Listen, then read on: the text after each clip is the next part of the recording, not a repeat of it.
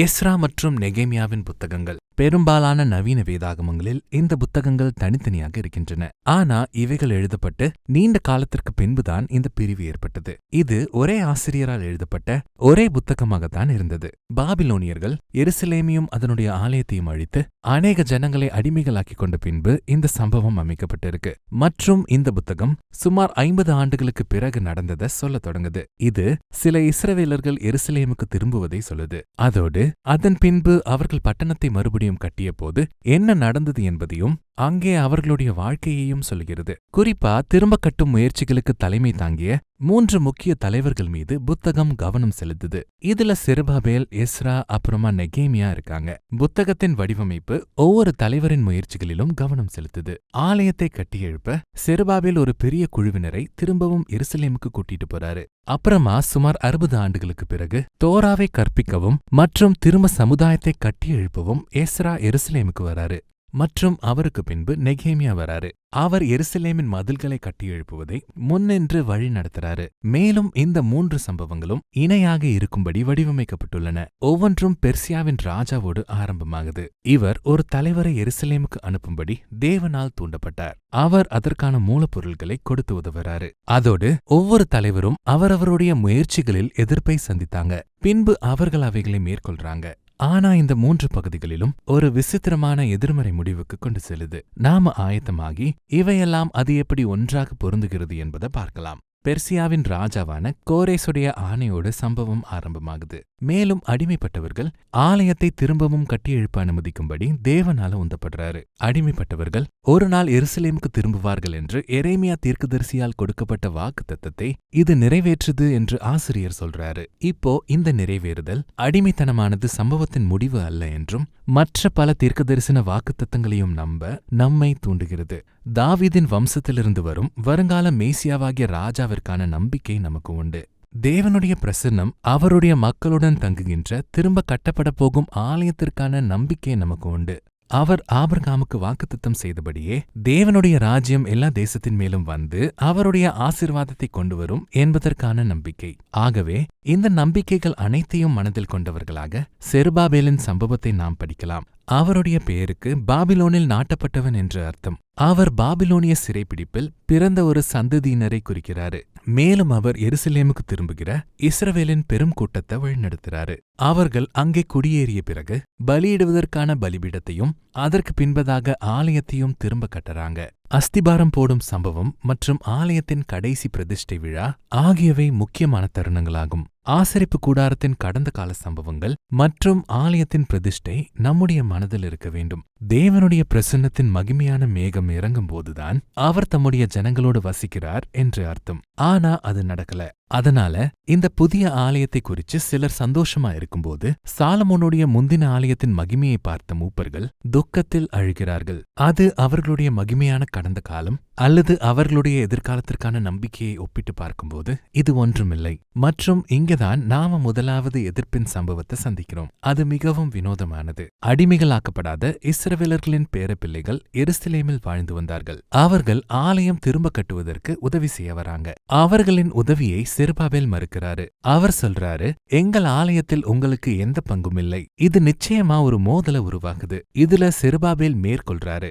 ஆனா இது மிகவும் விசித்திரமானது. ஏன்னா கடைசியா தேவனுடைய ராஜ்யம் வரும்போது இஸ்ரவேலின் கோத்திரங்கள் அனைத்தும் எல்லா தேசங்களோடும் ஒன்று சேர்ந்து இஸ்ரவேலின் தேவனை ஆராதிப்பதில் பங்கேற்க வேண்டும் என்று தீர்க்கதரிசிகள் தரிசித்து எதிர்பார்த்திருந்தாங்க. ஆக குறைஞ்சபட்சம் இதை பத்தி சொல்லணும்னா இது ஒரு எதிர்மறையான சம்பவமா இருக்கு. அடுத்த பகுதியில நாம சுமார் 60 ஆண்டுகளுக்கு முன்னோக்கி சென்று எஸ்ராவுக்கு அறிமுகமாகிறோம். பாபிலோனில் அடிமைகளாக்கப்பட்ட இஸ்ரவேலர்களில் இவர் ஒரு தலைவர். இவர் ஒரு தோராவின் அறிஞர் மற்றும் ஒரு ஆசிரியர் ஆவார். அதனால இன்னொரு ஜனக்கூட்டத்தை திரும்பவும் எருசலேமுக்கு கூட்டி செல்வதற்காக அவர் பெர்சியாவின் ராஜாவான அர்த்தசாஷ்டாவினால் நியமிக்கப்படுறாரு. மற்றும் எஸ்ரா ஜனங்களின் மத்தியில் ஆவிக்குரிய மற்றும் சமூக புதுப்பித்தலை கொண்டு வர விரும்புறாரு. நம்முடைய நம்பிக்கைகளும் பெரிதாக இருக்கிறது. திரும்பவும் சம்பவத்தின் இன்னொரு எதிர்மறையான முடிவுக்கு நாம வரோம். திரும்பி வந்த அடிமைகளாக்கப்பட்ட இஸ்ரவேலர்களில் பலர் எருசலேமை சுற்றி வாழ்ந்து வந்த அடிமைகளாக்கப்படாதவர்களை திருமணம் செய்ததை எஸ்ரா அறிகிறார். அவர்களில் இஸ்ரவேலர் அல்லாதவர்கள் கண்டிப்பாக கொஞ்சம் பேர் இருந்தாங்க. பின்பு இஸ்ரவேலர் பரிசுத்தமாக இருக்க வேண்டுமென்றும் பண்டைய கானானியர்களிடமிருந்து வேறு பிரிக்கப்பட வேண்டும் என்றும் தோராவின் கட்டளைகளை சொல்லி எஸ்ரா முறையிடுறாரு. மற்றும் எருசலேமை சுற்றி வாழ்கின்ற ஜனங்களும் கானானியர்களைப் போன்றவர்கள் என்று அவர் சொல்கிறார். அவர்கள் அடிமைப்படுத்தப்பட்டவர்களை கெடுக்கப் போகிறார்கள். ஆகவே எஸ்ரா மனம் திரும்புதலின் ஜெபத்தை ஏறெடுக்கிறாரு. அது மிகவும் நெகிழ்ச்சியானது. ஆனா பின்பு அவர் எல்லா தலைவர்களையும் ஒன்று திரட்டி இந்த விவாகரத்து ஆணையை செயல்படுத்துறாரு. இது இந்த திருமணங்கள் அனைத்தும் ரத்து செய்யப்பட்டு பெண்கள் மற்றும் குழந்தைகள் அனுப்பி வைக்கப்பட வேண்டும் என்று சொல்றாரு. பின்பு இந்த ஆணையானது ஓரளவு மட்டுமே செயல்படுகிறது. மனைவிகளை விவாகரத்து செய்த சில ஆண்களின் பட்டியல் நமக்கு கொடுக்கப்பட்டுள்ளது. இந்த சம்பவமானது ஒரு சில காரணங்களுக்காக மிகவும் விசித்திரமாக இருக்கு. முதலாவதா, இவைகளில் எதையாவது செய்யும்படி எஸ்ராவிடம் தேவன் ஒருபோதும் கட்டளையிடவே இல்லை. எருசலேமின் தலைவர்கள்தான் எஸ்ராவை இந்த விவாகரத்து ஆணையை செய்யும்படி வழிநடத்துறாங்க. இரண்டாவதா, சமகாலத்து தீர்க்கதரிசியாகிய மல்கியா கூட அடிமையாக்கப்பட்டவர்கள் பரிசுத்தத்தை பற்றி அக்கறை கொள்ள வேண்டும் என்று சொன்னாரு. ஆனா தேவன் விவாகரத்துக்கு எதிராக இருந்தார் என்றும் சொன்னாரு. ஆகவே இந்த ஆணையின் கலப்பு முடிவுகள் அனைத்தும் ஒரு விசித்திரமாக முடியும் எதிர்விளைவின் முறையோடு பொருந்துகின்றன. இது நெகேமியாவை பற்றிய அடுத்த பகுதிக்கு நம்மை கொண்டு செல்லுது. அவர் பெர்சிய அரசாங்கத்தில் பணிபுரியும் இஸ்ரவேலிய அதிகாரி. அதோடு அவர் எருசலேமின் மதில்களின் பாழடைந்த நிலையை பற்றி கேள்விப்படும்போது அவர் ஜெபம் செய்து பின்பு தான் சென்று மதில்களை திரும்ப கட்ட வேண்டுமென்று பெர்சியா ராஜா அர்த்தசாஷ்டாவிடம் அனுமதி பெறுகிறார். ராஜா அவருக்கு ஆயுதமேந்திய மெய்க்காவலர்கள் மற்றும் அதற்கான மூலப்பொருள்களையும் கூட தராரு. ஆகவே எருசலேமுக்கு வந்த பின்பு அவர் கட்டிடப் பணிகளை தொடங்குறாரு. அவரும் கூட ஏற்கனவே எருசலேமை சுற்றி வாழ்ந்து வரும் ஜனங்களிடமிருந்து எதிர்ப்ப சந்திக்கிறாரு. மறுபடியும் சம்பவத்துல நாம ஒரு பதட்டத்தை சந்திக்கிறோம். சமகாலத்து தீர்க்கதரிசியாகிய சகரியா தேவனுடைய ராஜ்யத்தின் புதிய எருசலேம் மதில்கள் இல்லாத நகரமாக இருக்கும் என்று சொன்னாரு. தேவனுடைய பிரசன்னம் அதை சுற்றியிருக்கும். எல்லா தேசங்களிலிருந்தும் ஜனங்கள் வந்து உடன்படிக்கையின் ஜனங்களோடு சேருவார்கள். ஆனா நெகேமியா எதிர் தரிசனத்தோடு செயல்படுவதாக தெரியுது. எருசலேமில் அவர்களுக்கு எந்த பங்கும் இல்லை என்று எருசலேமை சுற்றியுள்ள ஜனங்களுக்கு அவர் தெரிவிக்கிறாரு. மற்றும் இது நிச்சயமா விரோதிப்பதற்கு அவர்களை தூண்டுகிறது. அதனால நெகேமியா நகரத்திற்கான அவரது தரிசனத்தை நேர்மையுடனும் தைரியத்துடனும் செயல்படுத்தும்போது, அதாவது நகரத்தை கட்டும்போது அவர்களை பாதுகாக்க ஆயுதமேந்திய காவலர்கள் இருக்காங்க. இத நாம பார்க்கும்போது இந்த முழு மோதலும் வித்தியாசமாக கையாளப்பட்டிருக்க முடியுமா என்று நம்மள யோசிக்க வைக்குது. அதோடு இவை அனைத்தும் இரண்டு இயக்கமாக நம்மை புத்தகத்தின் முடிவுக்கு கொண்டு செல்கின்றன. முதலாவது நேர்மறை, பின்பு எதிர்மறை. எஸ்ராவும் நெகேமியாவும் ஜனங்கள் மத்தியில் ஆவிக்குரிய புதுப்பித்தலை கொண்டு வருவதற்காக எல்லோரையும் ஒன்றிணைக்கிறார்கள். அவர்கள் ஒரு பண்டிகைக்காக எல்லா அடிமையாக்கப்பட்டவர்களையும் ஒன்று சேர்க்கிறாங்க. அவர்கள் எல்லா ஜனங்களுக்கும் 7 நாட்கள் தோராவை வாசித்து கற்றுக் கொடுக்கறாங்க. அப்புறமா யாத்ராகமம் மற்றும் வனாந்திர பயணங்களில் தேவனுடைய உண்மையை நினைத்து பார்க்கும்படியாக அவர்கள் பண்டைய ஆசரிப்பு கூடார பண்டிகையை கொண்டாடுறாங்க. பின்பு அவர்கள் அவர்களுடைய பாவங்களுக்காக அறிக்கை செய்றாங்க. உடன்படிக்கையை புதுப்பிப்பதற்கும் மற்றும் தோராவின் எல்லா கட்டளைகளையும் பின்பற்றுவதற்கும் அவர்கள் தங்களை அர்ப்பணிக்கிறாங்க. அதோடு அவர்கள் ஆலயம் மற்றும் எருசலேம் மதில்களின் பெரிய கொண்டாட்டத்தோடு முடித்தார்கள். மற்றும் இது ஒரு திருப்புமுனையா இருக்கும் என்று நாம நினைக்கிறோம். ஆனா அது இல்ல. புத்தகம் ஒரு பெரிய வீழ்ச்சியில் முடியுது. நெகேமியா நகரத்தை சுற்றி பார்த்து ஜனங்கள் தங்களுடைய உடன்படிக்கை உறுதிமொழிகளை நிறைவேற்றவில்லை என்பதை அவர் பார்க்கிறாரு. செருபாபேலுடைய வேலை முடிக்கப்படல. ஏன்னா இந்த தகுதியற்ற ஜனங்கள் எல்லாராலும் ஆலயம் புறக்கணிக்கப்படுவதையும் இவர்கள்தான் பணியாளர்கள் என்பதையும் அவர் கண்டுபிடிக்கிறாரு. பின்பு எஸ்ராவின் வேலை சமரசம் பண்ணப்பட்டதை அவர் கண்டுபிடிக்கிறாரு. எல்லோரும் தோராவை மீறுவதை அவர் பார்க்கிறாரு. ஜனங்கள் ஓய்வு நாளில் வேலை செய்றாங்க மற்றும் மதில்களில் செயல்படுகின்ற அவரது சொந்த வேலையும் கூட சம்பந்தப்பட்டுள்ளது. ஏன்னா ஜனங்கள் எருசலேமின் மதில்களை சுற்றி சந்தைகளை அமைத்து ஓய்வு நாளில் வேலைகளை செய்றாங்க. அதனால நெகேமியா பயங்கரமான கோபத்துல போறாரு.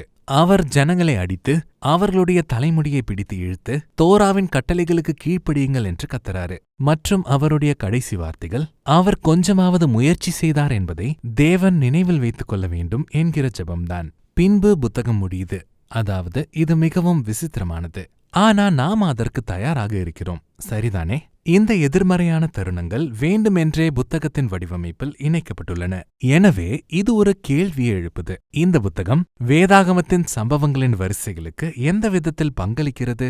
சரி, நினைவில் கொள்ளுங்கள், மேசியா, ஆலயம், தேவனுடைய ராஜ்யம் பற்றிய தீர்க்கதரிசன வாக்குத்தத்தங்களில் நம்முடைய நம்பிக்கையை உயர்த்துவதோடு புத்தகம் ஆரம்பமாச்சு. பின்பு அதுல எதுவுமே நடக்காம போயிடுச்சு.